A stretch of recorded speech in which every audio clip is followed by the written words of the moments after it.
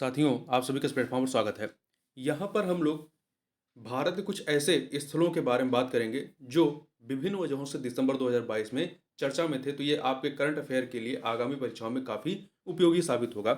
तो चलिए प्रारंभ करते हैं। सबसे पहले बात कर लेते हैं लद्दाख के बारे में। लद्दाख क्यों चर्चा में था? तो देखिए, प्रधानमंत्री ने लोसर के अवसर पर देशवासियों को शुभकामनाएं दी। देखिए, लोसर जो महोत्सव होता है, ये लद्दाखी नव वर्ष को चिन्हित करने के लिए मनाया जाता है। 24 दिसंबर को जो है लद्दाखी नव वर्ष मनाया जाता है, जिसे लोसर के रूप में, लोसर महोत्सव के रूप में या लोसर पर्व के रूप में जाना जाता है। आगे चलते हैं। अगला है हिमाचल प्रदेश। हिमाचल प्रदेश की बात करें तो यहाँ के बिलासपुर के जलमग्न मंदिरों का जीर्णोद्धार किया जाएगा। इस वजह से हिमाचलपुर चर्चा में था। अगला है राजस्थान। तो देखिए, राजस्थान के उदयपुर में भारत की G20 अध्यक्षता की पहली शेरपा बैठक आयोजित की गई। तो ध्यान रखिएगा, प्रश्न ये पूछा जाए कि G20, भारत की G20 अध्यक्षता की पहली शेरपा बैठक कहाँ आयोजित की गई? तो राजस्थान के उदयपुर में। चूंकि भारत जो है वर्ष 2023 के लिए जो G20 की मीटिंग होनी है, उसकी अध्यक्षता भारत कर रहा है। इस पूरे वर्ष भारत इसका अध्यक्ष है। इससे पूर्व में 2022 में जो है इंडोनेशिया अध्यक्षता कर रहा था, और 2024 में मतलब अगले वर्ष जो है ब्राजील अध्यक्षता करेगा। तो इसे ट्राइका कहते हैं। ट्राइका क्या होता है? G20 में जो वर्तमान में अध्यक्ष है वो देश, और उसके पूर्व में जिसने अध्यक्षता की है वो देश, और जो अगला अध्यक्षता करने वाला देश है, इन तीनों को मिलाकर ट्रोइका बनता है।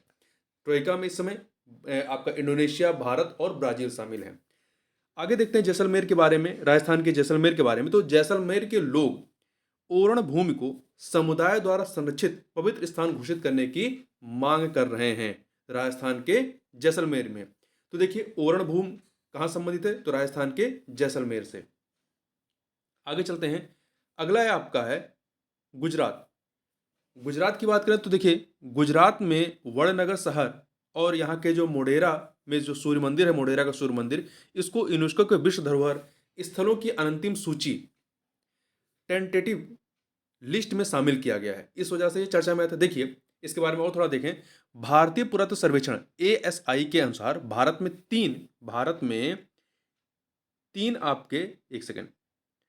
में तीन सांस्कृतिक स्थलों को संयुक्त राष्ट्र शैक्षिक, वैज्ञानिक और सांस्कृतिक संगठन जो यूनेस्को है, यूनेस्को की विश्व धरोहर स्थलों की अंतिम सूची में दिसंबर 2022 में जोड़ा गया था।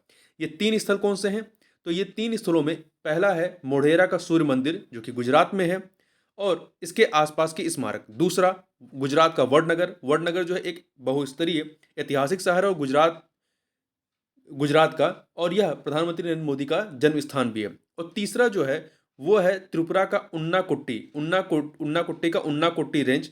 ये उन्नाकुट्टी जिले में है त्रिपुरा की, और ये रॉककट मूर्तियों के लिए प्रसिद्ध है। तो इन तीन स्थलों को जो है आपके यूनेस्को की अंतिम सूची में शामिल किया गया। दो गुजरात के हैं, इस वजह से गुजरात चर्चा में आया।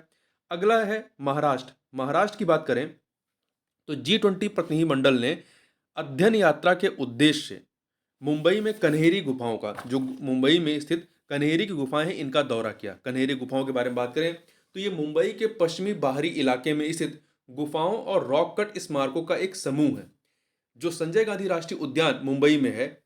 इस संजय गांधी राष्ट्रीय उद्यान में ही ये जो जंगल है, इस जंगल में ही यह कन्हेरी की गुफाएं स्थित हैं।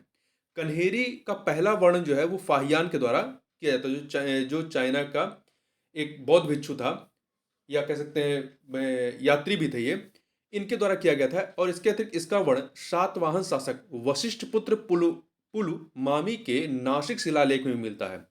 और यहाँ पे जो उत्खनन होता है वो मुख्यतः जो है बौद्ध धर्म के हीनयान संप्रदाय से संबंधित रहा है। आगे बात कर लेते हैं कर्नाटक की। तो देखिए, G20 फाइनेंस ट्रैक की पहली बैठक जो है वो कहां पर आयोजित की गई? बेंगलुरु में की गई। ध्यान रखिएगा। केरल के बारे में बात करें तो प्राकृतिक वनस्पतियों की पुनर्बहाली के लिए वनीकरण परियोजना शुरू की गई है। तो किसने शुरू की है? केरल ने शुरू की है। आगे देखें, मेघालय की बात करें तो मेघालय सरकार ने एशिया के पहले ड्रोन डिलीवरी हब का अनावरण किया है। तो एशिया के पहले ड्रोन डिलीवरी हब का अनावरण किसने किया है? मेघालय ने। वहीं त्रिपुरा की बात करें तो अभी हमने पहले बात की ना कि भारत के तीन नए सांस्कृतिक स्थलों को यूनेस्को की विश्व धरोहर सूची में के अंतिम सूची में जोड़ा गया। उसमें से एक जो स्थल है वो त्रिपुरा में, दो आपके गुजरात में है। तो देखिए, त्रिपुरा में उन्नाकुट्टी श्रृंखला में शैलकृत गुफाओं और उभरी हुई नक्काशियों को यूनेस्को के विश्व धरोहर स्थलों की अनंतिम सूची में शामिल किया गया। इस वजह से चर्चा में रहा।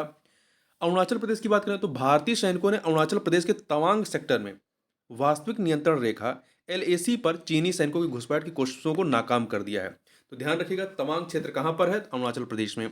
मणिपुर, तो प्रधानमंत्री ने संगई महोत्सव को संबोधित किया। तो ध्यान रखिएगा, संगई महोत्सव किस राज्य से संबंधित है?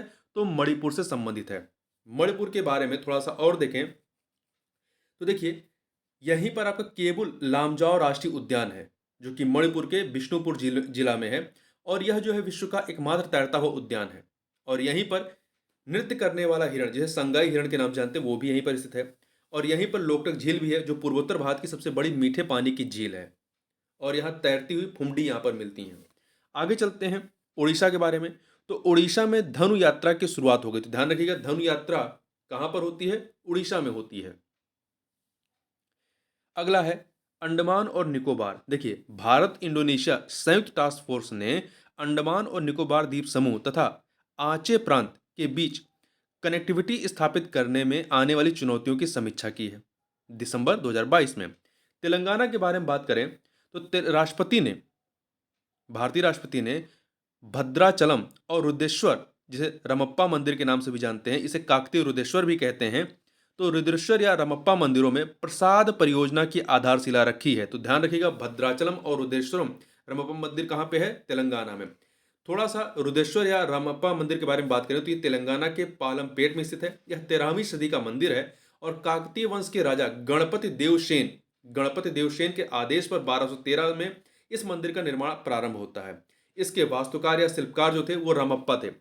ये विश्व का एकमात्र ऐसा मंदिर है जिसका नामकरण जो है उसके शिल्पकार के नाम पर पड़ा है। तो रमप्पा इसके शिल्पकार थे, इन्हीं के नाम पर इस मंदिर का नाम है। और यहाँ के जो देवता हैं जिनकी पूजा होती है वो रामलिंगेश्वर स्वामी जी हैं, रामलिंगेश्वर स्वामी। तो ये ध्यान रखिएगा। अब आंध्र प्रदेश पे चलते हैं। वैज्ञानिकों ने आंध्र प्रदेश सरकार से तटीय लाल बालू टिम्बो रेड सैंड डून्स के संरक्षण का आग्रह किया। तो ध्यान रखिएगा, तटीय लाल बालू टिम्बो कहाँ मिलते हैं? आंध्र प्रदेश में। इन टिम्बो को स्थानीय भाषा में एर्रा मट्टी टिब्बालू कहा जाता है। क्या कहा जाता है? एर्रा मट्टी टिब्बालू कहा जाता है। इसके अतिरिक्त राष्ट्रपति ने प्रसाद योजना के तहत आंध्र प्रदेश में श्री सैलम मंदिर की विकास परियोजना का उद्घाटन किया। देखिए, तेलंगाना के 2 मंदिर भद्राचलम और रुद्रेश्वर मंदिर को इसमें शामिल किया गया। और वहीं आंध्र प्रदेश में जो है श्री सैलम मंदिर की विकास परियोजना का उद्घाटन किया गया, प्रसाद योजना के तहत किया गया। तो इस प्रकार से इस वीडियो में बस इतना ही। मिलते हैं नेक्स्ट वीडियो में, तब तक के लिए बहुत बहुत धन्यवाद।